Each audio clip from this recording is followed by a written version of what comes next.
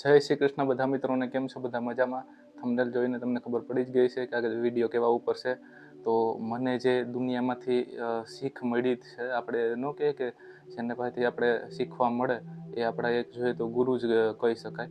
એટલે દુનિયામાંથી જે વસ્તુની મને શીખ મળી છે અને જેમાંથી મેં કંઈક શીખવું છે, તો એ જે મેન જે વસ્તુ અથવા વ્યક્તિઓ છે એના ઉપર આજ વાત કરવાના છે. ઓમ તો મારા કોઈ ગુરુ નથી, કેમ કે મારે જેવા ગુરુ જોઈએ છે ને એવા હજી મને મળ્યા નથી. એ માટે એટલે જે મારા જીવનમાં અત્યાર સુધીમાં મેં જેને ગુરુ માન્યા છે, મને જેમાંથી કંઈક શીખવા મળ્યું છે ને, એના ઉપર આજે આખા આપણે વિડીયોમાં વાત કરવાના છીએ. તો છેલ્લે સુધી બન્યા રહેજો. અને ચાલો વિડીયોની શરૂઆત કરી દઈએ. પહેલાં જો તમે ચેનલમાં ન હોય તો ચેનલને સબસ્ક્રાઈબ કરી લેજો, બેલ આઇકન ઓન કરી દેજો, મારા દરેક વિડીયો નોટિફિકેશન તમને મળતા રહે. અને વિડીયો સારો લાગે તો લાઇક કરજો, શેર કરજો અને કોમેન્ટ કરવાનું ખાસ ભૂલતા નહીં. તો ચાલો આપણે શરૂઆત કરીએ. હું 10 વર્ષનો હતો ને ત્યારે અમારા એક સગાને ત્યાં અમે બેસવા જતા, હું મારા પપ્પા. તો ત્યાં એને ભગવદ્ ગીતા મંદિરમાં પડી હતી. તો હું જતો ને એટલે જોતા હોય એટલે આમ નજર પડે. મેં પૂછ્યું હતું કે આ શું છે? તે પછી કે ભગવદ્ ગીતા છે. એટલે આમાં શું છે કે એમાં કૃષ્ણ ભગવાને બધે જે અર્જુનને કીધું હતું ને કે મહાભારતનું, કે એ બધું આખું છે, એ ગીતા છે. તો હું કહું મારે વાંચવી છે. અને એ લગભગ હશે, મને લાગે કે 700 ઉપર પેજની હતી અને મોટી સાઇઝમાં હતી. તો ગુજરાતીમાં અર્થ સહિત હતી એની, ભાવાર્થ સહિત.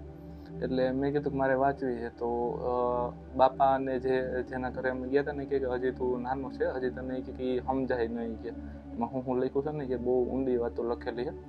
એટલે કે પછી તે દિવસે જાતું થયું. પછી જ્યારે બેસવા જતા ને ત્યારે હું કહેતો કે મારે વાંચવું છે. અને જે આગળના વિડીયોમાં જો તમે જોયું હશે તો મેં ભગવદ્ ગીતાની વાત કરેલી છે, પણ એ તો મોટી ઉંમર થયા પછી અને મા બાપાને એક્સપાયર થયા પછી આ બધી મેં ત્યારે વાંચી છે. એટલે એ નહીં, આ તો હું 10 વર્ષનો હતો ને ત્યારે મેં વાંચી હતી, એની વાત કરું છું. તો પછી જ્યારે જાય ને એટલે ત્યારે હું વાત કરું. તો પછી એક દિવસે બાપા કંઈક વાંધો નહીં, વાંચી ગઈ. પછી ત્યારે હું લઈ આવ્યો હતો ત્યાંથી, અને પછી દરરોજ વાંચતો. હવે એની કીધેલી વાત સાચી હતી, આપણે એટલું બધું બાળકોને તો શું સમજાય એમાં, પણ ગુજરાતી એમ વાંચન આવડતું સારું એટલે વાંચતો અને જેટલું સમજાય એટલું ટ્રાય કરતો. પછી આખી વાંચી નાખી, પણ એક વાત એમાં વારે ઘડી આવતી ને એ યાદ રહી ગઈ. બાકી આખી વાંચી નાખી કે પણ શું કંઈક નાના બાળકને તો શું સમજાય એમાં. એટલે બીજું કંઈ સમજાણું નહીં. અને જે વાત યાદ રહી ને એ કે તું કર્મ કર પણ ફળની ચિંતા ન કર. અને એ વસ્તુ છે ને મારા જીવનમાં ડગલે ને પગલે ઘટતી હતી. એટલે મને એ પાછું શું ઓલું રિમાઇન્ડ કહે ને, એ બધું થતું રહેતું કે એ વાત જે એમાં લખી છે એ થાય છે એમ. એટલે એક વસ્તુ છે ને પછી ઉપર મેં એમ ધ્યાન દીધું હતું, ફળની ચિંતા ના કરાય. કર્મ આપણે જે કરવું હોય એ આપણે જે આપણા ફરજમાં આવતું હોય બધું કરાય, પણ ફળની આશા ન રાખવી. એનું કારણ છે કે ફળની આશા રાખો, ફળ ન મળે ત્યારે બહુ અફસોસ થાય, ખીજ ચડે, ઘણું બધું એમાં પછી તકલીફો થાય. એટલે ફળની આશા જ ન રાખી હોય, બરાબર, તો પછી કાંઈ ચિંતા જ ન રહી. તો કે હાલો ભાઈ, આપણું કામ સફળ ન ગયું તો પાછી ટ્રાય કરશો અથવા તો બીજું કોઈ કામ કરશો. એટલે એ વસ્તુ પછી મોડી સમજાણી. જેમ જીવનમાં અનુભવ થતા ગયા ને એમ એ વસ્તુ સમજાણી. પણ આ તો ત્યારથી મેં વાંચ્યા પછી આમાં વાત મગજમાં બેઠી ને એટલે જીવનમાં એ ઘટના ઘટતી હોય એટલે વાત થોડીક આમ બેસતી જાય. એટલે એ તો હંમેશા હજી સુધી મને એ યાદ છે વાત. એટલે એક જોઈએ તો એ ભગવદ્ ગીતા એ સમયે એવડી ઉંમરે મારે એક આ વાતને લીધે ગુરુ કહી શકાય કે એમાંથી મને આ શીખ મળી હતી. પછી એક નાની ઉંમરમાં જ, લગભગ એ 10 આસપાસની ઉંમરમાં જ હું પ્રાથમિકમાં ભણતો ને ત્યારે એક મિત્ર મારી સાથે ભણતો અને એને ગુટકા ખાતો હોય. એટલે ત્યારે મને છે ને એમાંથી ગુટકા શું કામે ન ખાવા ને એનો બોધ થયો હતો. અને એ આખો વિસ્તારથી મેં વાત કરી છે. મારા વ્યસન બોધ નામનો જે વિડીયો છે ને એ તમે જોઈજો, તો એમાં મેં આખી વિસ્તારથી એના વિશે વાત કરી છે. એટલે જેની એ જોયો હોય છે એને પછી ડબલ વખત થઈ જાય. એટલે હું એના વિશે વધારે વાત નહીં કરું, પણ એ તમે જોઈ લેજો, એમાં આખો વિસ્તારથી મેં કીધું છે વ્યસનો વિશે. તો એમાં આ વાત પણ મેં કરી છે કે વિસ્તારથી, કે મેં શું કામે એ ગુટખા હું ખાતો જ નહીં, પણ ખાતો નહીં, છતાંય પછી આમ એક નિર્ણય ક્યારે લઈ લીધો કે ભાઈ હવે અમારે ખાવો નથી એમ જિંદગીમાં. એટલે એ છે ને એ તમને એ વિડીયોમાંથી તમને જાણવા મળી જાય. એટલે એ એક મારો મિત્ર છે ને, એવડી ઉંમરમાં મારો એ મિત્ર મારો એક રીતે ગુરુ કહેવાય, કે એના પાસેથી મને બોધ મળ્યો. પછી આ એક એ પણ વાત એમાં જ છે, વ્યસન બોધ જે મારો વિડીયો છે ને એ તમે જોજો, એમાં પણ આ વાત વિસ્તારથી મેં કીધી છે, એટલે હું પાછું રિપીટ નહીં કરું. કે એમાં મેં વાત કરી છે વિસ્તારથી કે ચા મેં કેવી રીતે છોડ્યો. ચા હું પીતો, અને પણ એ ક્યારેક ક્યારેક આપણે નાસ્તા માટે પીતો ડેઈલી, પણ ઓમ જેમ આપણે મહેમાન થઈને જાય ત્યાં ન પીતો. એટલે એ જે નાસ્તા માટે પીતો ને એ પણ મેં બંધ કરી દીધું હતું. એનું કારણ શું ને, એ તમને એ વિડીયોમાં તમને આખું વિસ્તારથી માહિતી મળી જશે. જેને જોયું છે એને ડબલ થઈ જાય. એટલે કેટલાક એવા છે ને કે એમાં મને જે બોધ મળ્યા હતા ને વ્યસન બાબતના, એમાં છે વિસ્તારથી. એટલે પછી એ તમે જોઈ આવજો એ વિડીયોમાં. એટલે એ નાના બાળક પાસેથી, 4 વર્ષના બાળક પાસેથી મને ચા છોડવાનું શું કહે કે બોધ મળ્યો હતો. એટલે એ એક જોઈએ તો મારો ગુરુ જ કહેવાય. પછી આ એક વાત પણ એમાં છે. એટલે તમે એમ ના સમજ્યા કે આ બધી ટૂંકમાં જ બતાવે છે એટલે બધી વાતનું એમ નહીં, હજી આગળ આવશે કે જે એમાં નથી મેં કીધી. આ જે છે ને જેને પાસેથી મને જ્ઞાન મળ્યું છે, આ શરૂઆતના છે ને એમાં વ્યસન બોધમાં છે. એટલે હવે આ જે હું વાત કરું છું ને એ પણ એમાં જ છે, વ્યસન બોધ નામના વિડીયોમાં. એટલે જેની ન જોઈએ જરૂરથી જોઈ લેજો. એમાં મેં આખી વિસ્તારથી વાત કરી છે કે દારૂ કોઈ દી મેં ચાખ્યો નહોતો, અને મારી ઉંમર લગભગ 10-12 વર્ષ આસપાસની હશે કાંઈ. અને ત્યારે એક વ્યક્તિ પોતાના સગા દીકરાને કુવાડી લઈ અને મારી નાખવાનો પ્રયાસ કરતો હતો, અને પોતાના પત્નીને હરરોજ મારતો હતો દારૂ પીને. એટલે એમાંથી મને છે ને દારૂ હું કામ ન પીવો ને એનો બોધ મને મળ્યો હતો. એટલે એક જોઈએ તો એ પણ મારો ગુરુ કહેવાય. અને એ વાત વિસ્તારથી અમે તમને કીધું ને વ્યસન બોધ નામના વિડીયોમાં છે. એટલે જરૂરથી વિઝિટ કરજો એ વિડીયોને. પછી જુગારના લીધે મા અને બાપા વચ્ચે ઝઘડો થયો હતો એક વખત. તો એના લીધે મને બોધ મળી ગયો કે જુગાર રમાય નહીં. હું સાતમ આઠમ સિવાય રમતોય નહીં, અને એ પણ બધા મિત્રો રમતા હોય પછી હું એકલો થઈ જતો, એ માટે રમતો. અને એ પણ લગભગ 3-4 વર્ષ સુધી જ રમ્યો હતો, સાતમ આઠમ આવે ત્યારે. એટલે એ હું નાનો હતો ત્યારે એ રમતો, અને એ પછી આ ઘટના ઘટીને એટલે મને બોધ મળી ગયો કે આ રમાય નહીં. કેમ કે આની લત જો લાગી જાય ને તો બહુ અઘરી વસ્તુ. એટલે આ ઝઘડા ઉપરથી મને એ જ્ઞાન મળ્યું હતું. અને એ માટે શું કહે કે મા બાપા એક કે મેન કહે તો બાપા એ મારા ગુરુ તરીકે કહેવાય. અમે ગુરુ મને કેટલી વખત એના પાસેથી શીખવા મળી હતી. પણ એક આ એને ભૂલમાંથી પણ મને આ એક વાત શીખવા મળી કે આ આપણે ના કરાય. અને એ જે હું તમને કહું ને એ હું વિસ્તારથી આ વિડીયોમાં નહીં કહું, કેમ કે એ વિસ્તારથી મેં કીધેલું જ છે વ્યસન બોધ નામના વિડીયોમાં. એટલે એમાં તમે જોઈ આવજો. અને જો જોઈ લીધો હોય તો ઉપાધિ નથી. અને હજી થોડુંક વિસ્તારથી પસ્તાવો જે વિડીયો છે ને એમાં આવશે, એટલે એ પણ જરૂર જોજો. પછી બાપા એ જ્યારે એક્સપાયર થયા ને એ પછી ઘરમાં હું અને મારા મમ્મી 2 જ રહ્યા હતા. એટલે પછી જે હું એના લીધે દુઃખી થયો હતો ને, બાપાના લીધે જે મને તકલીફ થતી, રોતો ને એવું બધું કરતો, તો એમાંથી એ જ્ઞાન મળ્યું કે જે વયું ગયું એ તો વયું ગયું છે, પણ એ ઘણા સમય પછી એ બધો અહેસાસ થયો, જ્યારે એ બધું આખું દુઃખ આંસુના રૂપમાં બહાર નીકળ્યું. એ પછી જ્યારે હૃદય હળવું થયું ત્યારે ભાન આવી કે જે વયું ગયું છે તો વયું ગયું છે, હવે પાછું આવવાનું નથી. પણ હું કોઈ દી એવી કલ્પના ન કરી એટલે તકલીફ થાય. પછી એ વિચાર આવ્યો કે જે અત્યારે હયાત છે એનું હવે હું કાળજી રાખું ને એનું ધ્યાન રાખું, અને એને ખુશ કરવાના પ્રયાસોમાં હું લાગી જાઉં. એટલે એ માટે એ જ્ઞાન મને છે ને એ બાપા એક્સપાયર થયા ને એમાંથી મને મળ્યું હતું કે જે હયાત છે એને તમે ખુશ રાખવામાં ધ્યાન આપો. જે વયું ગયું એ તો હવે પાછું આવવાનું નથી. જોકે તકલીફ તો રહી જ, પણ એ તકલીફ આપણે પણ કરીએ અને આપણે જોઈને મા પણ કરે, એટલે એને પણ દુઃખી કરવું એના કરતાં આપણે જો ન કરીએ ને એને ખુશ રાખવાનું ધ્યાન દે, એટલે શું કહેવાય કે એ તો ખુશ રહે. જોકે એ ખુશી પણ મારે લાંબો સમય નહોતી હાલી, 2 વર્ષમાં તો પછી એ ખુશી મારે છીનવાઈ ગઈ હતી. પણ મને એક વાતની શું કહે કે પસ્તાવો નથી કે મેં એને પછી છેલ્લા જે 2 વર્ષ પછી એ એક્સપાયર થયા, તો ત્યાં સુધી મેં છે ને એને પછી આમ દુઃખ છે ને બને એટલું ઓછું આવવા દેવાનું અને ખુશ રાખવા ઉપર જ મેં ધ્યાન દીધું હતું. એટલે એક જાતને જોઈએ તો આપણે આમ સેવા જે કરી હતી ને, એટલે મને એનો હવે અફસોસ એટલો બધો નથી જે થવો જોઈએ એટલો, કે ભાઈ નકર જો હું દુઃખી જ રહ્યો હોત બાપાને એક્સપાયર થવાના લીધે, તો એ દુઃખી રહેત, અને તો એના 2 વર્ષ પછી એક્સપાયર થવાના હતા, તો 2 વર્ષમાં એ એક્સપાયર થઈ ગયા, તો ન તો એને છેલ્લે ખુશી મળત કે ન તો હું ખુશ રહે. એટલે કેમ કે મને પાછી ખુશી દુઃખ એ ડબલ થાવત, કેમ કે એક તો બાપાનું દુઃખ હોત અને માનું પણ થાત. તો કે થયું તું જ, પણ એક જોઈએ ને તો આખો પોઝિટિવ માહોલ બનાવીને રાખ્યો હતો. એટલે અને એ તો તમને ખબર જ હશે કે દુઃખ કેવું થયું હતું, ડિપ્રેશનમાં આવી ગયો હતો. એટલે એ મને એક થોડોક એટલો અફસોસ નથી કે મેં એને છેલ્લે ખુશ રાખ્યા ને, એટલે એ મને થોડોક અફસોસ નથી રહ્યો એ વાતનો, નકર હજી અફસોસ રહે. એટલે એ બોધ મળ્યો કે માણસનું કોઈ નક્કી નથી ક્યારે કઈ સેકન્ડ છેલ્લી હોય, એટલે હંમેશા ખુશ રાખવા આપણે જે નજીકના પરિવારના સભ્યો છે એને. પછી મા અને બાપાને જ્યારે જીવનમાં તકલીફ આવી, જ્યારે બાપા બીમાર પડ્યા અથવા તો ક્યારેક કોઈ નાના એવા બીમાર પડતા, કે આપણે તાવ છે અને શરદી છે અને ઉધરો ને એવું બધું આપણે કહી શકાય, તો ત્યારે માં સેવા કરતા. જો કે બધાય ઘરમાં કરતા જ હોય છે, પણ એક બાળકની દ્રષ્ટિએ તમે જુઓ ને તો એને ઘરમાં શું થતું હોય ને, મેન તો એ વસ્તુ એને હોય અને એમાંથી જે જોઈને શીખતું હોય.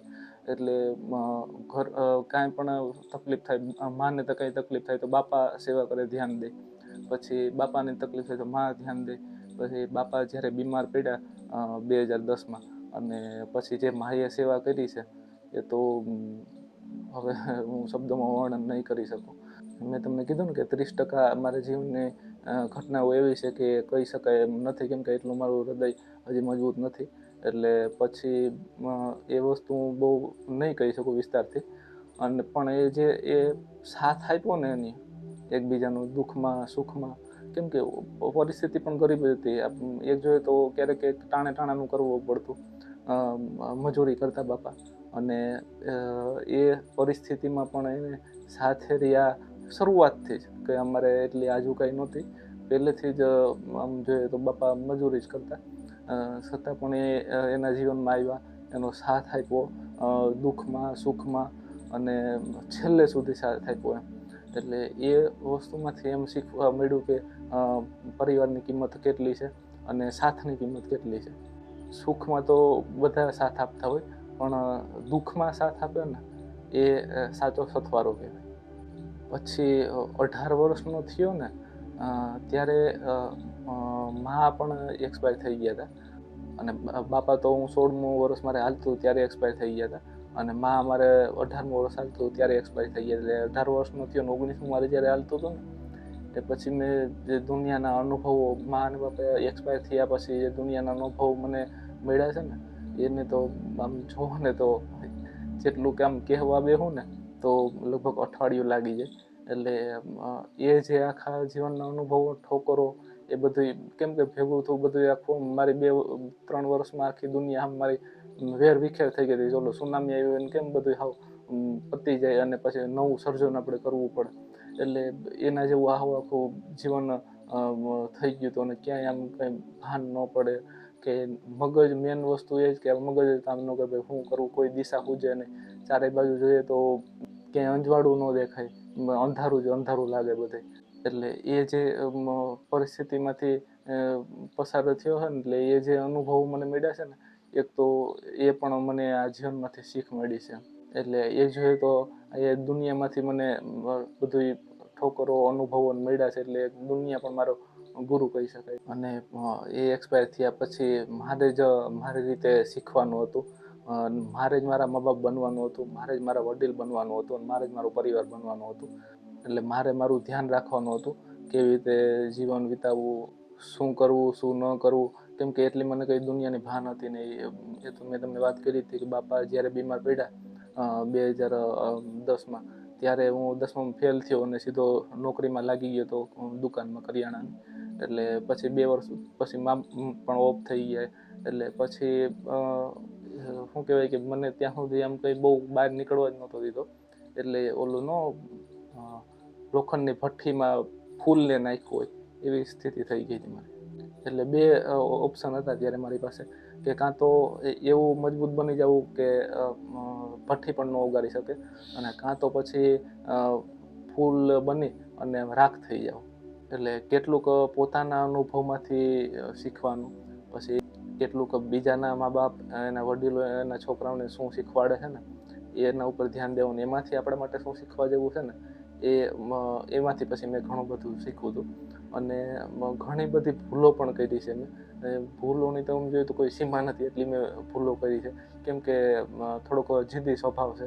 કોઈ વસ્તુ આમ કરવી હોય ને એટલે પછી હું આમ ખરાબ નહીં પણ સારી વસ્તુ હોવી જોઈએ, પહેલી વસ્તુ તો એ જ છે. પછી એ કરવી હોય ને એમાં કદાચ પસ્તાવવું પડે ને તો પણ હું શું કહેવાય કે આમ લાગ્યો રહું છું, મગજમાં ચડી જાય ને એટલે એ થોડુંક એના લીધે કેટલી મેં ભૂલો જીવનમાં કરી છે અને મારે પસ્તાવવું પડ્યું છે. જિંદગી છે એમાં આપણે પરફેક્ટ કોઈ માણસ નથી હોતો. ક્યારેક સાચા ડિસિઝન સાચા હોય ને ક્યારેક ખોટા ડિસિઝન હોય, પણ એ સાચા ખોટાનો ખબર ક્યારે પડે જ્યારે એનું પરિણામ આવે. બાકી ડિસિઝન તો લેવું જ પડે. ડિસિઝન તમે ન લ્યો તો એનો સામનો ન કરી શકો. તમારે કંઈક ડિસિઝન તો લેવું જ પડે કે ભાઈ નદીમાં થઈને જવું છે કે આપણે કાંઠે ને કાંઠે ઊભું રહેવું છે.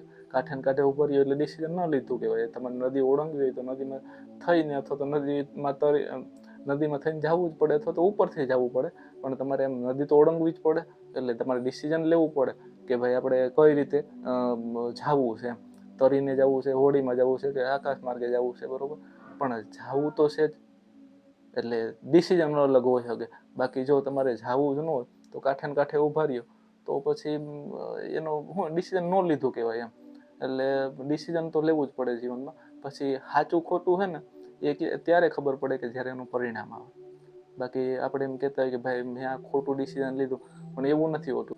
ડિસિઝન છે એ સાચું ખોટું એટલું કેટલીક બાબતોમાં નથી હોતું, કેટલીક બાબતોમાં હોય છે.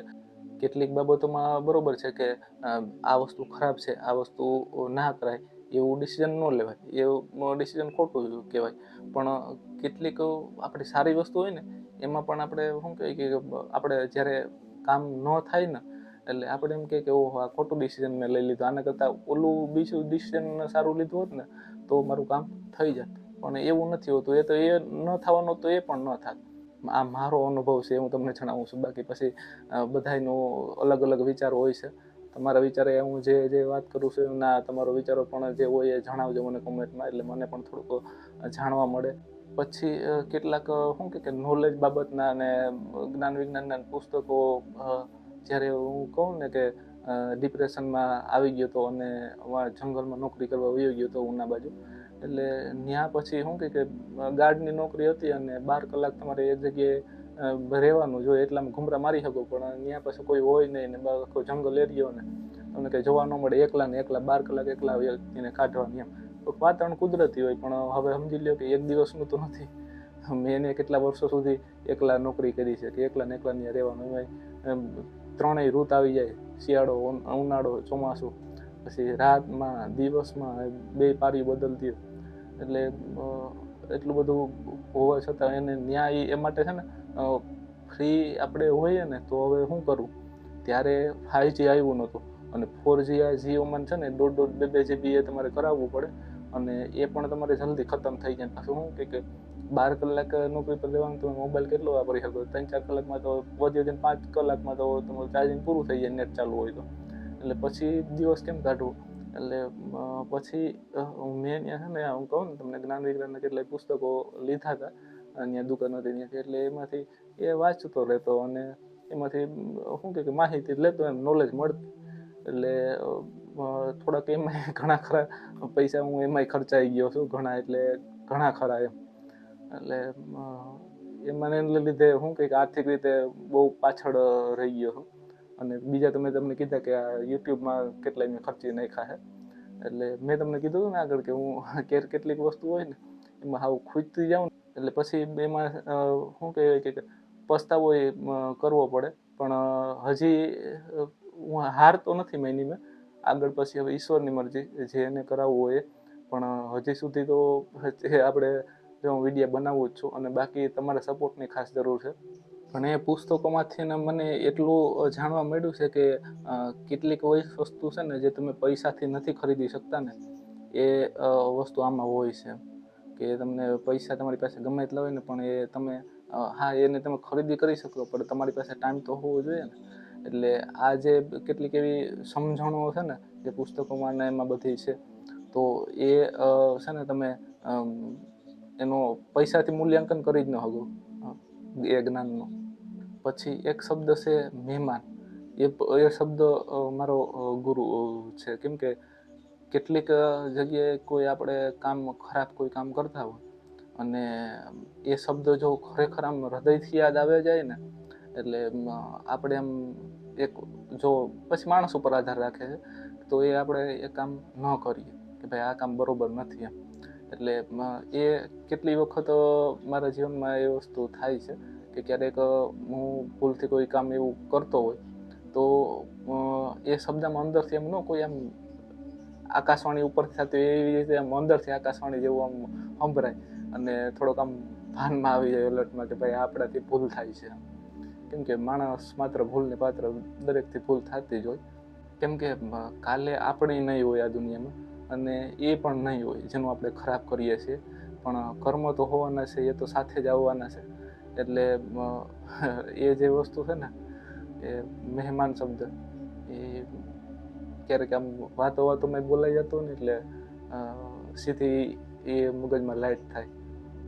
પછી એક અમારા સગામાં ભાઈ છે, એની હોટલ છે જમવાની, તો ત્યાં હું ગયો તો થોડોક સમય રોકાવા માટે, સગા છે એટલે. અને ત્યાં એને સામે જ શું કે હાઈવે નીકળે છે, એટલે ત્યાંથી લોકો સાધનો બધે નીકળતા રહેતા હોય, અને ત્યાંથી કેટલી વખત ગાંડા પણ નીકળતા હોય.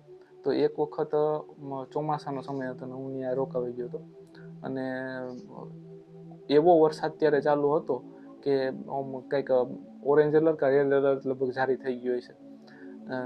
અને ન્યૂઝવાળા ત્યાં શૂટિંગ કરવા માટે આવ્યા હતા એવા વરસાદમાં, માંડ કરીને. અને વરસાદ કરતાં પવન વધારે. વરસાદ આમ જોવો ને તો આમ કદાચ પવનને લીધે પડતો હોય ને, આ તો આમ પડતો હતો વરસાદ. એ કેટલો પવન હશે. એટલે આમ કેમ આપણે એમ થાય કે માણસ હોય ને, તમે આમ રોડ ઉપર ઊભા હોય ને, તો આમ તમારે એમને ઊભા રહ્યો હોય ને તો પણ તમને ધક્કો મારી દે પવન. એક ડગલું તમારે આ બાજુ આવવું જ પડે, એ જગ્યાએ તમે સ્થિર ન ઊભી શકો, એટલો ફૂલ પવન હતો. ભલે તમારો વજન 80 કિલો હોય કે 100 કિલો હોય, તો પણ તમને એમ ખસાવી નાખે, એટલો પવન જોરદાર હતો. અને પાછો દરિયો નજીક થતો ત્યાંથી. એટલે એવા વરસાદમાં, અને ચારે બાજુ પાણી પાણી, ક્યાંય કંઈ તમને દેખાય નહીં, કંઈ આવક જાવક બધું બંધ થઈ ગઈ હતી. એટલે પછી એવા સમયમાં એવા ઓલામાં એક ગાંડો પાગલ આપણે કહી શકાય, તો એ માણસ ત્યાંથી આમ રોડ ઉપરથી આમ હાલીને નીકળ્યો. સાધન નહોતા નીકળતા એવા ઓલામાં. થોડોક આ બાજુ પવન લીધે આવતો જાય તો વળી પાછો ઓલી બાજુ હાલવા માંડે થોડોક. એટલે એ બિચારો એને સેટિંગ કરતો કરતો આગળ જતો હતો. અને મેં આ વસ્તુ જોઈ. હવે એની કુદરતી એના પાસે મગજમાં શું આવ્યું હોય, તો એને આમ જોયું ને તો હોટલ દેખાણી, કદાચ ભૂખ કે લાગી હશે, તો એ હોટલ બાજુ આવ્યો. અને ત્યાં આવી અને પલળતા પલળતા કપડાં પહેર્યા, આખા પલળી ગયા. તો નીતરી તો થોડી મોટી મોટી દાઢી હતી, પણ એના ચહેરા ઉપર તમે ખુશી જોવો ને, તો શું કે એટલી તો આમ મોટા મોટા પૈસાદારના ચહેરા ઉપર તમે ખુશી જોવા ન મળે. કેમ કે આપણે વધારે ખુશી કેવાથી થતી હોય, માલ મિલકતથી, પૈસાથી. કે ભાઈ જેટલા આપણે વધારે હોય ને, એટલે આપણે વધારે આમ ટેન્શન ફ્રી હોય ને આપણે ખુશ હોઈએ. પણ આની જે ચહેરાની ખુશી હતી ને, એ તો આમ નો આખું જગ જીતીને બેઠો હોય, જાણે આમ દુનિયાનો રાજા છે એવી ખુશી હતી. કોઈ વસ્તુની ચિંતા જ નહીં. એટલે એ ત્યાં આવ્યો અને આવી અને બેઠો, અને પછી ખાટલો હતો તે ત્યાં બેઠો. અને જે એ હોટલના જેમ કહો ને મારા સગા એ ભાઈ, એ હોટલના માલિક, એ બહુ દયાળુ. એટલે એને આવા કોઈ નીકળતા હોય ને, એટલે એને ખવડાવે, કોઈ બીજી જરૂરિયાતની વસ્તુ હોય તો આપે. એટલે એને આવ્યો તો એને કીધું કે ખાવું છે, ઓલા કે આમ હા પાડ્યો, આમ ડોકી હલાવી. બોલતો નહોતો કાંઈ, પણ એ જરી વખત જ્યાં સુધી ત્યાં રહ્યો ને, એમાંથી મેં એક પણ વખત એના ચહેરા એનો ચહેરો આમ સિરિયસ થયો જ નહોતો કે હાલો ભાઈ આમ સિમ્પલ કાંઈ એવું જ નહીં, હસતો જ ચહેરો જ્યાં સુધી રહ્યો ને પાછો આમ હાલતો ગયો. એવા વરસાદમાંથી પલળીને આવતો હતો, પાછું ખાઈને પાછું એવા વરસાદમાં જમી લીધું, જમી થોડીક વાર બેસી અને પછી પાછો હાલતો થઈ ગયો એના રસ્તા ઉપર, અને એવા વરસાદમાં પાછો હાલીને જતો, એ પણ પાછો તો પણ ચહેરો એનો હસતો હતો. નકર એવા વરસાદમાં પવનમાં છે ને આમ માણસ રાયડું નાખતા હતા કે ભાઈ હવે આ બંધ થાય તો સારું, આમ ખીજ આવી ગઈ હતી બધે. આ એમાંથી હાલીને જતો હતો છતાં પણ એટલો ખુશ હતો. એટલે એમાંથી એક બોધ એ પણ મળ્યો કે આમ ક્યારેક છે ને પાગલ બનીને જીવવાની પણ એક અલગ જ મોજ છે. મેં ક્યારેક કીધું છે, પછી આમ કેટલાક બધા કહે કે ભાઈ તો હાવ પાગલ જ બની જાય તો પછી પરિવારનું બધું શું થાય એમ કામ ધંધાનું. ક્યારેક જ્યારે કોઈ વસ્તુની આપણે ચિંતા ન હોય, એવું સ્થળ હોય, એવી જગ્યા હોય, એટલે ત્યારે આમ મોજ કરી લેવી જોઈએ એક બાળકની જેમ. પછી મને જોકર ગમે છે, કેમ કે એના પાસેથી પણ મને ઘણું શીખવા મળ્યું, અથવા તો જે જોકર જેવું કોઈ કામ કરતા હોય એવી રીતે. તો કેમ કે એક તો એ વસ્તુ શીખવા મળી કે જે હસાવનાર હોય ને એની પાસે વધારે માણસ આવે છે, અને એ જ માણસ વધારે યાદ રહી છે. ક્યારેક બજાર વચારે ખેલ કરતો હોય તો કેટલાય લોકો એને અટકચાળા કરતા હોય, પોતાની મજાક ઉડાવીને પણ એ બધાને હસાવે છે. જાણે કહેતો હોય કે હસતા રહો, આવનારી સેકન્ડનો કોઈ ભરોસો નથી. પોતાનું બધું દુઃખ ભૂલી અને આપણું મનોરંજન કરતા હોય છે. બાકી આપણી જેમ એ પણ માણસ જ હોય છે, એના જીવનમાં પણ દુઃખ અને સુખ ને બધું આવતું રહેતું હોય છે. કેટલાયને એનો પોતાનો પરિવાર હોય છે, તો એના માટે પણ કરતા હોય છે. એટલે છતાં પણ એ બધું ભૂલીને, કેમ કે હસાવવું બહુ અઘરી વસ્તુ છે. અને હા, હસાવવામાં પણ એનો અર્થ એ નથી કે તમે કાંઈ ખરાબ બોલીને હસાવો, કેમ કે એ સમાજ ઉપર સારો અસર ના પાડે. પરિવારમાં સાથે બેસીને જોઈ શકીએ ને એવી રીતે તમે હસાવી શકો ને, તો એ વસ્તુને હું માનું છું. બાકી બધાની પોતપોતાની મરજી છે. આ મારું મંતવ્ય હું તમને જણાવું છું. આપણા ઘરમાં કાંઈ પણ ઝઘડા થયા હોય અને પછી આપણે બહાર નીકળીએ તો આપણો ચહેરો આમ થોડોક હસતો રાખીએ, આમ કોઈ સામું મળે તો, અને કોઈ પૂછે કે ભાઈ કેમ છે, અરે મોજ, પણ ખરેખર એ મોજ મનમાં જાણતો હોય. આમ ચહેરો હસતો બહારથી રાખ્યો હોય પણ અંદર શું હાલે છે એ તો એને ખબર હોય, અને શું થયું હોય કે ઝઘડો થયો હોય કે એ બધી વસ્તુ. તો એના જે આ જોકર પોતાના ચહેરા ઉપર હસવાનું જે મેકઅપ તમે સ્માઇલી જોયું હોય છે એ કરે છે ને, તો એ વસ્તુ એની યાદ અપાવે છે કે ઉપરથી તો એ માણસ હસતો હોય છે પણ અંદર શું હોય ને એ માણસ જ જાણતો હોય કે એના અંદર શું હાલે છે. આ હોલિવૂડ વાળાએ છે ને કેટલીક ફિલ્મો એવી બનાવી ને કે જોકરને આમ એક રાક્ષસી સ્વભાવનો બનાવી દીધો છે. કે જેવી દાખલા તરીકે આપણે IT જેની જોઈ હોય છે, કોઈક ઈટ પણ કહેતા હોય, તો એ પછી જોકર, પછી બેટમેન વીએસ જોકર, તેમાં એને બહુ આમ હિંસક બતાવ્યો છે. એટલે એમાં એને સાયકો કિલર જેવો ને એવી રીતે બતાવ્યો છે. એટલે પણ ખરેખર જોકર એક છે ને તો આ છે મારી દ્રષ્ટિએ. કેમ કે એ બધી ફિલ્મો છે, ફિલ્મો માટે બધા અલગ અલગ એ બનાવી શકે અને લોકોને ગમે તો પછી એ હાલતી હોય તો પછી ભાગે એના વધારે બનવાના જ છે. એટલે પણ ખરેખર જોકર એક આપણે પોતે બનીએ ને તો આપણે એનો અનુભવ સમજી શકીએ. પછી એક સમય, આ બહુ મોટો ગુરુ છે, ઘણાનો હોય છે. એટલે એ પણ મારો એક ગુરુ છે. એના પાસેથી પણ મને થોડુંક ઘણું આમ તો કે પણ કેટલુંક અત્યારે યાદ નથી આવતું, જેટલું યાદ આવે એ હું તમને જણાવી દઉં. તો સમય છે ને એ કેટલું આપણને ભૂલાવી દેતું હોય છે, પણ કેટલીક ઘટનાઓ છે ને એ જીવનમાં ક્યારેય નથી ભૂલાતી, પણ સમયની સાથે છે ને દબાઈ જાય છે. બાકી સમય ઉપર તો જેટલું કહે એટલું ઓછું કહેવાય. અને મેં મારા અનંત કરાહી ચેનલમાં પણ એ સમય ઉપર વાત કરી છે અને સમયમાં મને ઇન્ટરેસ્ટ છે. એટલે આપણે આમાં વધારે વાત નહીં કરશું. વિડીયો થોડોક વધારે મોટો થઈ જશે, મોટો તો થાય જ, પણ આમાં થોડોક વધારે થઈ જાય છે. એટલે કેમ કે સમયનો તો એનો કોઈ એન્ડ જ નથી, જેટલી વાતો કરીએ એટલી ઓછી. પછી દુનિયા પાસેથી મને એક શીખ એ પણ મળી છે કે આજે તમારી વાહ થતી હોય ને તો કાલે પછી લોકો તમને ગાળો પણ દેતા હોય છે, અને પાછા પરમ દિવસે તમારી વાહ પણ થતી હોય છે. બધું પરિસ્થિતિને અનુકૂળ હાલતું હોય છે કે તમારી કેવી પરિસ્થિતિ છે અને તમે શું કરો છો. બાકી હા, તમે ખરાબ કરતા હોય અને પછી એમ કહો કે ભાઈ આપણે તો લોકો શું કહે કે લોકોનું તો એવું છે કે એ આપણે વિશે ખરાબ વાત કરે, પણ સારું કરતા હોય ને એની હું વાત કરું. બાકી ખરાબ કરતા હોય તો એ તો ન કરવું જોઈએ, અને એ તો લોકો તમને કંઈ કહેતા હોય તો એ તો બરોબર જ છે. એટલે હું એને સપોર્ટ નથી કરતો. કેટલાય છે ને એટલું નથી વિચારતા, એને પોતાને થાય કે હું જે કરું છું ને એ બરોબર જ કરું છું, અને પોતે ભલે ખરાબ કરતા હોય પણ બીજા લોકો કોઈ એનો વિરોધ કરે કે હું તો બરોબર જ કરું છું, પણ લોકો તો વિરોધ કરવાના જ છે. કોઈ આગળ વધતું હોય, કોઈ ઓલું થતું હોય એટલે એ લોકો વિરોધ કરવાના જ છે. પણ એ વસ્તુ છે ને આપણે સમજવી જોઈએ કે આપણે સાચા રસ્તે જઈએ છીએ કે ખોટા રસ્તે. સાચા રસ્તે જતા હોય, સારું કામ કરતા હોય, અને છતાં પણ લોકો કંઈ કહે ને તો પછી બહુ ઇગ્નોર કરવું જોઈએ. બાકી હા, પણ ઇગ્નોર એટલે હાવ નહીં, શું કહે છે ને એ આપણે જાણવું જોઈએ, અને એ આપણે જોવું જોઈએ કે ભાઈ ખરેખર આપણી ભૂલ તો કોઈ એમ નથી કરતા ને. કેમ કે ક્યારેક આપણે ભૂલ કરતા હોય આપણે ન દેખાતી.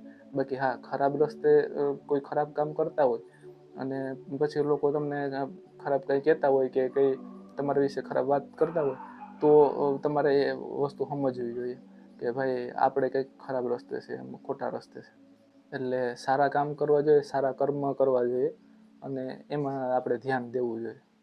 પછી એક વસ્તુ મને જીવનમાંથી એ પણ શીખવા મળી કે મેં ઘણા એવા ખોટા ડિસિઝનો લીધા છે, કેટલાય મારા અનુભવો થયા છે એમાંથી, અને ઘણું બધું મને જે મારી દ્રષ્ટિએ મને જે જાણવા મળ્યું છે ઘણું બધું, તો એ આગળ હું ફ્રીમાં તમને કહેતો હોય બરોબર, તો એની કિંમત સમજવી જોઈએ. કેમ કે એ મને છે ને કેટલાય અનુભવો મારા જીવનમાં થયા ને ત્યારે મને સમજાણી. કેટલાક અનુભવી લોકોએ મને કેટલીક સલાહ આપી હતી પણ ત્યારે મને નહોતી સમજાણી, અને પછી એ વસ્તુ શું કે મારા જીવનમાં ઘટી, અને મારે પછી આમ થોડુંક શું કહે કે પસ્તાવાનો વારો આવ્યો હતો કે કેટલી બાબતોમાં, કે પછી ત્યારે આમ થયું હતું કે ભાઈ ના, આપણે શું કહેવાય કે કોઈ અનુભવી હોય અને એ ફ્રીમાં એને સલાહ ફ્રીમાં જ આવતી હોય, પણ કોઈ અનુભવી માણસ પોતાની સલાહ ફ્રીમાં આપતું હોય ને તો એની કિંમત આપણે સમજવી જોઈએ. કેમ કે એ જ એને ભૂલ કરી છે ને એમાંથી એને જે શીખવા મળ્યું છે ને એ આપણને કહેતા હોય છે. એટલે આપણે એ વસ્તુ પાછી કરીએ અને પછી આપણે પાછી ભૂલ કરીએ અને એ પછી આપણને સમજાય તો શું કહેવાય કે ત્યારે આપણે એમ થાય, અફસોસ થાય ને ખબર પડે કે ભાઈ આ આપણે વાત પહેલાંથી ખબર હતી, આ વ્યક્તિ આપણે ચેતવા હતા અને છતાંય આપણે આ વસ્તુ કરી, તો હવે પરિણામ તો ભોગવવું જ પડશે એમ. એટલે ત્યારે એનું માની લીધું હોત તો સારું હતું. એટલે કેટલીક વખત છે ને એવું થતું હોય ને ત્યારે આપણે કેટલાક અનુભવી લોકો એની સલાહ આપતા હોય ને તો એને આપણે ફ્રીમાં મળતી હોય એટલે આપણે કેમ કે ફ્રીની આપણી પાસે કિંમત નથી હોતી. એટલે હા, ના એવું નથી, ઘણા સલાહ દેવાવાળા આપણે કહેતા હોય કે ભાઈ ઘણા દુનિયામાં સલાહ દેવાવાળા છે, ઘણા પોતપોતાની રીતે બધી સલાહ દેતા હોય, પણ દરેકની હું વાત નથી કરતો. જે એમાંથી પસાર થયું હોય અને એનો અનુભવ કહેતા હોય ને તો એ વાત આપણે જીવનમાં ઉતારવી જોઈએ અને સમજવી જોઈએ કે આપણે આ વસ્તુ ના કરાય એમ. કેમ કે એની એ બધી તકલીફ થઈ હોય, એટલો સમય એમાં બગડ્યો હોય, એનું બધું જે શીખવું હોય એ આપણને કહેતા. કોઈ મહાન માણસે કીધું છે, જો તમે સાંભળ્યું જ હશે એ વાત, કે આપણે પોતાના ઉપર અનુભવો કરીને શીખવા જશું ને તો આખી જિંદગી પણ ટૂંકી પડશે. અને એટલે એ માટે છે ને બીજાના જે અનુભવો હોય ને એમાંથી આપણે બોધ લેવો જોઈએ. પછી એક વસ્તુ એ શીખવા મળી કે આપણે જીતીને પણ ઝૂકવું જોઈએ, એનું ઘમંડ ન રાખવું જોઈએ કે ભાઈ હું તો કંઈક આમ આગળ નીકળી ગયો, કંઈક થઈ ગયું. કેમ કે તમે આજ કોઈ પણ ફિલ્ડ હોય, તમે આજ જીતા છો, તમે આજ તમારા વડીઓ કોઈ નથી તમારા લેવલમાં, તો કાલે તમારાથી પર ઉપર આવશે જ, અને તમારો સમય જાજો સમય સુધી નહીં રહે, ટકી રહે. આજ તમારો સમય છે તો કાલે બીજાનો કોઈનો આવવાનો છે. એટલે મેં તમને ઓલા જેમ હાઈસ્કૂલના વિડીયોમાં છેલ્લે કીધું હતું ને એની જેમ કે શાયરીમાં કે બદલતું રહે છે બધું, આપણી જગ્યાએ બીજા આવી જાય છે, આ દુનિયાનો નિયમ જ છે. ખુરશીઓ બદલતી જ રહી, ખુરશી એને રહે છે, ખુરશી ઉપર છે ને લોકો બદલતા રહે છે. એટલે એ ક્યારેય ન રાખવું કે ભાઈ હું જીતીને પણ ઝૂકવું. એટલે એનો અર્થ એ કે આપણે છે ને અભિમાન ન રાખવું. કોઈ પણ આપણે ક્યાંય બહુ આમ ઊંચા લેવલ પર પહોંચી ગયા હોય ને, કે આપણે કોઈ એવો પહેલો નંબર કોઈ વસ્તુમાં લીધો હોય તો અભિમાન ન રાખવું, અને પછી હારીને પણ હસવું. એટલે કે આપણે કોઈ વસ્તુમાં આપણે પ્રયાસ કર્યો હોય, ગમે એટલો સારો કર્યો હોય, એટલે ગમે એટલું ઓલું થયું હોય તો આપણે પછી ડિમોટિવેટ થઈ જાય અને ઘણું આપણે પછી મગજમાં ઘણા પ્રકારના વિચાર આવતા હોય. પણ હારીને પણ જે માણસ હસતો રહી ને, બહુ અઘરી વસ્તુ છે. હું નથી કહેતો, કેમ કે હું પણ તમને ખબર જ છે કે સ્પોર્ટમાં મેં કેટલી જગ્યાએ સ્પર્ધામાં મેં ભાગ લીધો છે અને કેટલી જગ્યાએ મને હાર પણ મળી છે, બરોબર. એટલે એ તો જીવનમાં ખેલ છે, હાર જીત તો હાલે જ રાખવાની છે. પણ હારીને પણ જો આપણે હસતા રહી શકીએ ને, તો આપણે પાછું જીતવાના ચાન્સ વધી જાય છે. કેમ કે તો પાછા આપણે પોઝિટિવ હોઈએ તો આપણે પાછા મહેનત કરવાના જ છે, એનાથી તો વધારે મહેનત કરવાના છે. ઓલા હારીને પણ હારી જાય ને, કહે છે ને કે જે જીતીને પણ હારી ગયેલો છે ને, એના કરતાં હારીને જે જીતલ જેવી ખુશ રહી છે ને, હા, એની તુલના એ ન આવી શકે. એટલે મેન વસ્તુ એ છે કે તમારે આપણે હારીએ છતાં પણ જો આપણે ખુશ હોય ને, તો એ જીતનારે વિચારમાં પડી જાય છે કે આ માણસ કઈ પ્રકારનો છે. ઉપર છલી ખુશીને એવું નથી કહેતો કે ઉપરથી ચહેરો હસતો રાખીએ, અંદરથી જેવો આમ અંદરથી એવો ભાસ પણ ન થવો જોઈએ કે હું હારી ગયો.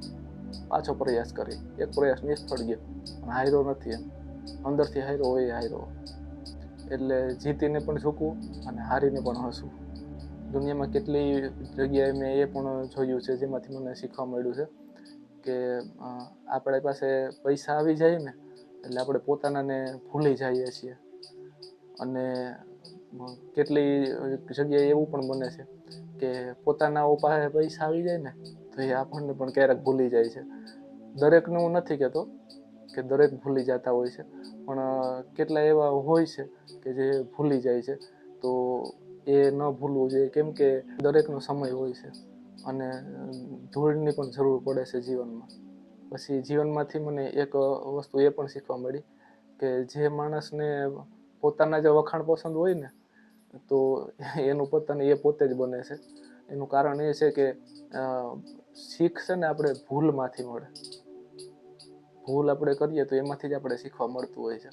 બાકી પછી વખાણ જ જો કોઈ કરતું રહે ને, આપણે વખાણ જ પસંદ હોય, વખાણ જ સાંભળ્યા રાખીએ એટલે આપણે એમ થાય કે હું કોઈ ભૂલ કરતો જ નથી. બાકી ભૂલ દરેક માણસથી થતી જ હોય છે. એટલે પછી આપણે એક એ આદત પણ બની જાય છે. અને કોઈ આપણા શું કહે કે વખાણ ન કરે અને આપણી ભૂલ બતાવે ત્યારે આપણે બહુ તકલીફ થાય છે. તો ખરેખર એનો આભાર માનવો જોઈએ. બાકી કેટલાય લોકો એવા હોય છે કે બધાનું નથી કહેતો, કોઈ એવા હોય કે આપણી પાસેથી કોઈ એને સ્વાર્થ હોય ને, એને સિદ્ધ કરવો હોય અને આપણી પાસે કાંઈ મેળવવું હોય તો આપણા ખોટા વખાણ કર્યા રાખે. પણ આપણે શું કે દરેક લગભગ માણસને પોતાના વખાણ પસંદ જ હોય, કોને પસંદ ન હોય. એટલે આપણે પછી આ ટીમ આવી જાય કે ના ના આ વસ્તુ તો બરોબર છે. એટલે એમાં પાછું શું બે પ્રકારના માણસ હોય. એક તો પોતાનો સ્વાર્થ સિદ્ધ કરવો હોય ને એકને ખરેખર એ પોતાના મનથી કહેતા હોય કે ના ભાઈ તમે સરસ કામ કરો છો એમ.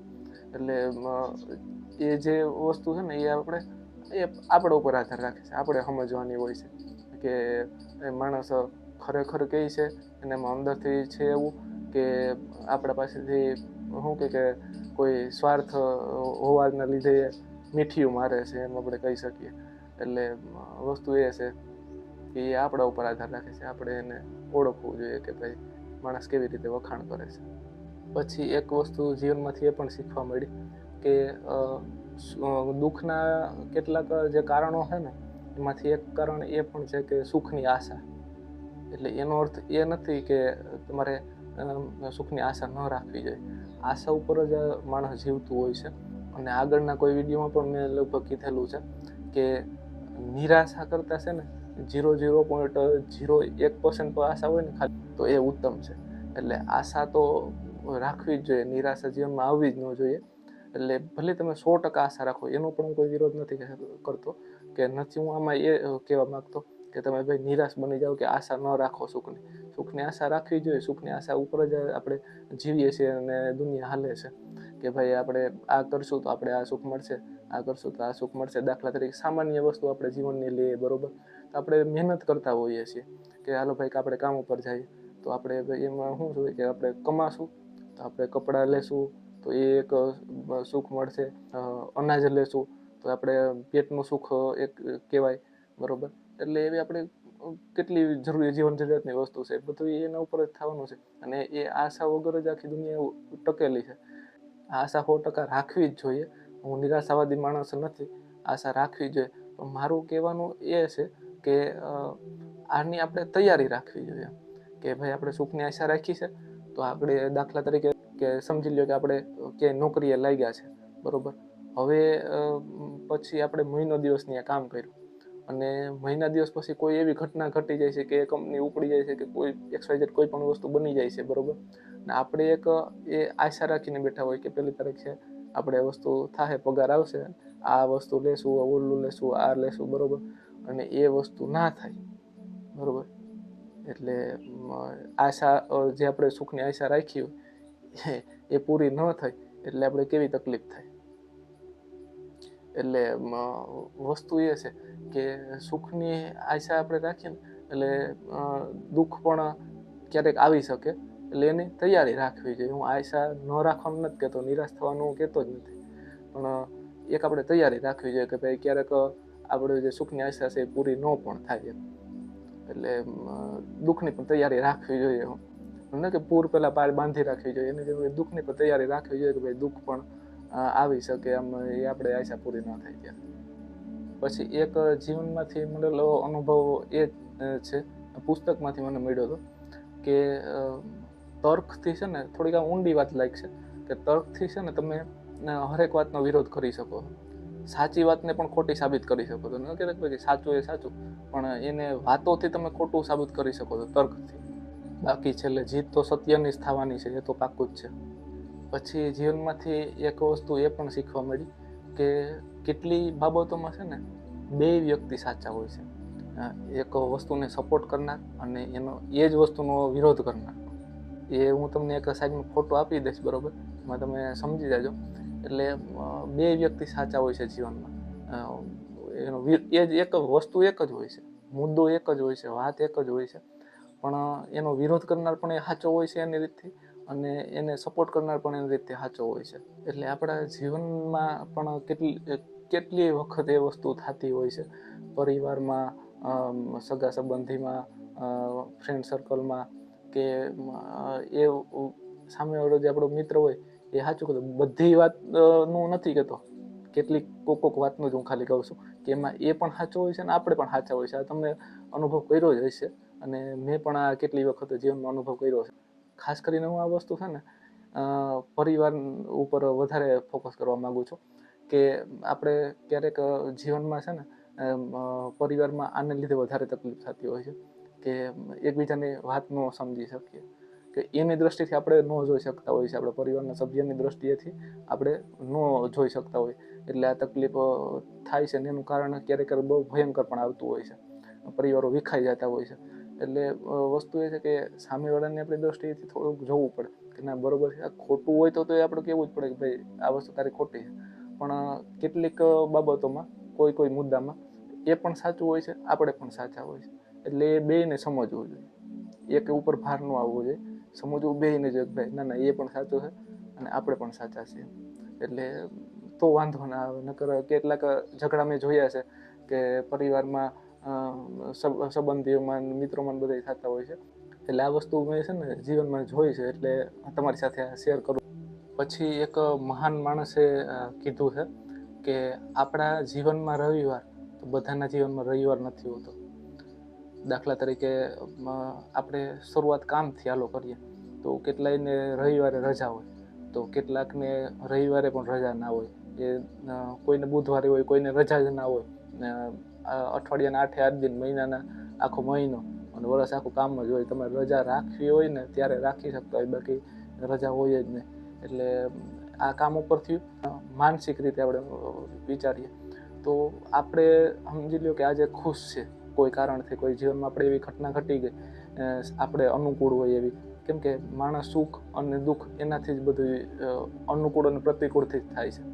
માણસને જે ગમતું એ વસ્તુ થાય એટલે એ સુખ, અને માણસને જે ન ગમતું એ વસ્તુ થાય એટલે દુઃખ. સાવ સિમ્પલ વસ્તુ છે, સમજવી બહુ અઘરી વસ્તુ છે, જીવનમાં ઉતારી દો એનાથી બહુ અઘરી વસ્તુ છે. એટલે ક્યારેક અનુકૂળ વસ્તુ આપણે જીવનમાં થઈ જાય અને જે આપણે વિચારી ન હોય એટલું બધું સુખ આવી પડે, અને પછી આપણે એ ખુશીમાં આપણે જાતા હોઈએ ક્યાંય આપણે બહાર, આમ સમજી લો કે બજારમાં આપણે હાલીને નીકળ્યા તો કોઈ આપણો જાણીતો વ્યક્તિ આપણે સામે મળ્યો અને એને કંઈક જીવનમાં સમજી લો કે પ્રતિકૂળ વસ્તુ થઈ, એને જે પસંદ નહોતી એ વસ્તુ કોઈ મોટી બની ગઈ, તો એ દુઃખમાં છે, ટેન્શનમાં છે, તકલીફમાં છે. આપણે મોજમાં છે એટલે આપણે એને કહીએ બરોબર, આપણે એને શું કે મોજથી વાત કરીએ ને મોજનું વધારે આપણે વસવાની વાત કરીએ તો કેટલાક વ્યક્તિને ન ગમે, એવું નથી કે દરેકને, તો કેટલાક વ્યક્તિને ન પસંદ હોય કેમ કે એ એની ટેન્શનમાં પડ્યા હોય અને આપણે આપણી શું કે મોજમાં હોય. એટલે ત્યારે ક્યારેક તકલીફો પણ થતી હોય છે. ભાઈ તું ઓલો પછી જે ટેન્શન હોય ને કે ભાઈ તું હવે આમ, આપણે કેમ કે આપણે ખુશ હોય એટલે આપણે હસવાનું ને એવું બધું, મજાક મસ્તી ને એ બધું પસંદ હોય અને એ ટેન્શનમાં એટલે એની ટેન્શનમાં પડે. એટલે એવું નથી કે આપણા જીવનમાં ખુશી એટલે બધાના જીવનમાં ખુશી જ હોય, અને ક્યારેક આપણે ટેન્શનમાં હોય તો બીજા પણ ખુશ હોય છે. આપણે ક્યારેક એવું પણ લાગતું હોય છે કે જો આ માણસ એટલો હસે છે અને ખુશથી વાતું કરે છે આપણી પાસે, તો આ આપણી ક્યારેક એવું પણ થતું હોય કે આપણે મજાક ઉડાવે છે એવું આપણે લાગતું હોય, અને આના જીવનમાં ખુશી છે ને મારા જીવનમાં કેમ નથી, તો 70 વિચાર આવતા હોય.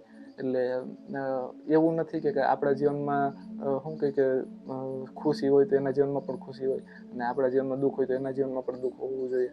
એટલે એવું નથી હોતું, પણ દરેકમાં છે ને આપણે ભાગીદાર થવું જોઈએ. સુખમાં તો બધા થતા હોય પણ દુઃખમાં પણ આપણે ભાગીદાર થવું જોઈએ. એને કઈ તકલીફ હોય તો આપણે પણ, ભલે આપણે ગમે એટલી જીવનમાં ખુશી હોય પણ એને પણ આપણે ખુશ રાખવાની હિંમત દેવી પડે, અને આમ એને ન લાગવું જોઈએ કે ભાઈ આ બહુ અતિશય કમ ખુશ થઈ ગયો તો મારા જીવનમાં ટેન્શન છે. એટલે એક હિંમત આપવી જોઈએ. એવું નથી કે આપણે ખુશી ન મનાવવી જોઈએ, પણ આ ખુશી બાંટવી જોઈએ, એટલે ન કે વેચવી જોઈએ, એમ ભાગ પાડવો જોઈએ થોડુંક. એને આપણે જેટલી થાય એટલી રાહત દેવી પડે, મદદ કરવી જોઈએ. એટલે જરૂરી નથી કે આપણે જીવનમાં રવિવાર તો દરેકના જીવનમાં રવિવાર. પછી કેટલી વખત છે ને આપણે વિકલાંગને જોઈને હસતા હોઈએ, તો એ છે ને એક જોઈએ તો ઈશ્વર ઉપર હૈસા બરાબર કહેવાય, કેમ કે બધાને ઈશ્વરે જ બનાવ્યા છે અને એની બનાવટ ઉપર આપણે હસીએ છીએ. અને મેં જીવનમાં કેટલી જગ્યાએ જોયું છે કે શરીરનો એક સેકન્ડનો પણ ભરોસો નહોતો કર્યા જેવો, કેમ કે ક્યારે શું થઈ જાય ને એ કાંઈ નક્કી નથી હોતું. ગમે એવા તમે સારા એવા શરીર તમારું ગમે એવું હોય, પણ એક સેકન્ડમાં કોઈ અંદર એક નસમાં ફેરફાર થઈ જાય ને તો પણ માણસને શું કંઈ ખાટલામાં પાડી નાખે છે. ક્યારેક દુનિયા છોડી દેતો હોય છે માણસ. દાખલા તરીકે આજે તમે જો હુમલા આવે છે, હું થોડીક વારનું કામ છે, ગમે એવો માણસ તંદુરસ્ત હોય ને, હવે તો 10-10 વર્ષના બાળકોને પણ આવે છે. અને એવું જરૂરી નથી કે વધુ નિર્વાહ હોય એને જ ખાલી આવે, પાતળા લોકોને પણ આવે છે. એટલે શરીરનું અભિમાન ન રાખવું જોઈએ કે ભાઈ એક સેકન્ડનો ફેર છે ને જીવનને, માણસને ગમે એવા મજબૂત માણસને પણ ખાટલા ભેગો કરી દે છે. અને ક્યારેક એવા ચમત્કારો પણ થાય છે કે જે શરીર છોડવાના હોય એવી કન્ડિશન આવી ગઈ હોય છે અને એ મજબૂત થઈને આમ દોડતા થઈ જાય છે. એટલે બધું આ જીવનના ખેલ છે. અને આ મારા મોટા ગુરુઓમાંથી એક છે. હવે હું જેની વાત કરું છું એ મૃત્યુ, કે જેની પાસેથી મને જીવનમાં ઘણું બધું જાણવા મળ્યું છે, કેમ કે મેં જોયેલું છે. મારા શબ્દોમાંથી પણ તમને એનો અંદાજ આવી જતો હોય છે કે હું જીવનને વધારે મહત્વ શું કામે આપું છું. હું પોતે પણ એને ઘણી નજીકથી નીકળ્યો છું, અને મેં મારાને પણ ખોયા છે. તમે આગળ મારા વિડીયોમાં જોઈ આવે છે કે મારા માથે ઘાતો પડેલી છે અને મા અને બાપા એક્સપાયર થઈ ગયા. એટલે એવી ઘટનાઓ છે ને એના લીધે જીવનની આપણે કિંમત સમજાય છે કે જીવન કેટલું કિંમતી છે અને પળવારમાં શું થઈ જાય એનું કોઈ નક્કી નથી હોતું. એટલે હું ડિમોટિવેટ કરવા નથી માંગતો, પણ એનો મૃત્યુ પાસે કેમ કે કેટલાય મિત્રો છે ને એ મૃત્યુનું નામ એને ન ગમતું હોય. કેટલીક જીવનમાં મેં એવી વસ્તુ જોઈ છે કે જેની જે ખરાબ સાઈડ હોય ને એનાથી તમને એની સારી સાઈડની કિંમત સમજાતી હોય. એટલે જો જિંદગીની કિંમત સમજવી હોય ને તો મોતને જાણવું પડે. હું નથી કહેતો કે હું કોઈ એવો એક્સપર્ટ થઈ ગયો તમે મોતને જાણી લીધો કેવું છે શું થાય છે, અમે જોયું છે ને એટલે એના ઉપરથી મને જિંદગીની કિંમત સમજાણી છે, મૃત્યુ ઉપરથી છે. અને આપણે મૃત્યુથી ભાગતા હોઈએ છીએ અને શબ્દોની આપણે બહુ વાત ન કરતા હોઈએ, પણ ખરેખર એમાંથી જે શીખવા મળે છે ને એ બહુ એક જાતનું મૃત્યુ છે ને એ એક ગુરુ છે, બહુ જે મોટા મોટા ગુરુ છે ને એમાંથી એક છે. ગુરુ તમને ઘણા મેં જણાવ્યું કે ઘણા જગ્યાએથી મને ઘણું બધું શીખવા મળ્યું છે, પણ કેટલાક ગુરુ હોય છે ને એ બહુ રેર હોય છે. એટલે એમાંથી છે ને આ એક છે મૃત્યુ. અને મૃત્યુને લીધે કેટલાય મહાન લોકો પણ થયા છે કે જેને મૃત્યુમાંથી જ્ઞાન મળ્યું. એટલે હું કોઈ મહાન નથી, આ તો ખાલી કહું છું કે મૃત્યુ છે ને, અને આ જે મેં કીધું છે એ મારા એક માટે નથી, જે મેં મારા અનુભવ જણાવ્યો છે મને જેમાંથી શીખ મળી છે, જે મને આમ મેં ગુરુ તરીકે એમ કહી શકાય મેં તમને વાત કરી છે, તો એ શીખ મારા એક માટે નથી, એ જે તમારા પણ ગુરુ કહી શકાય જો તમે એમાંથી શીખ લ્યો તો. એટલે એવું નથી કે બધા મારા જ ગુરુ છે, બરોબર. એટલે એની જેમ મૃત્યુનું પણ એવું જ છે કે એ પણ બધાનો ગુરુ જ છે જે એમાંથી શીખ લે. એટલે મૃત્યુ છે ને એના જેવી જિંદગીની કિંમત કોઈ ન સમજાવી શકે. તો સારું, આજનો વિડીયો આપણે અહીં સુધી રાખીએ. જો વિડીયો તમને સારો લાગ્યો તો લાઈક કરજો, શેર કરજો, ચેનલમાં નવા ચેનલને સબસ્ક્રાઈબ કરી લેજો, બેલ આઇકન ઓન કરી દેજો, મારા દરેક વિડીયો નોટિફિકેશન તમને મળતા રહે. અને મારા વિડીયોમાંથી તમને શું શીખવા મળ્યું અને તમારા જે અનુભવો હોય એ બધાય જરૂર શેર કરજો કોમેન્ટમાં. અને મળશું, અને કોમેન્ટ હા જરૂર કરજો, હું બધાની કોમેન્ટ વાંચીશ. અને મળશું પાછા નેક્સ્ટ વિડીયોમાં. ત્યાં સુધી બધાને જય શ્રી કૃષ્ણ. ભૂખ જો જ્ઞાનની હોય ને રાજ, તો આખી દુનિયા ગુરુ છે.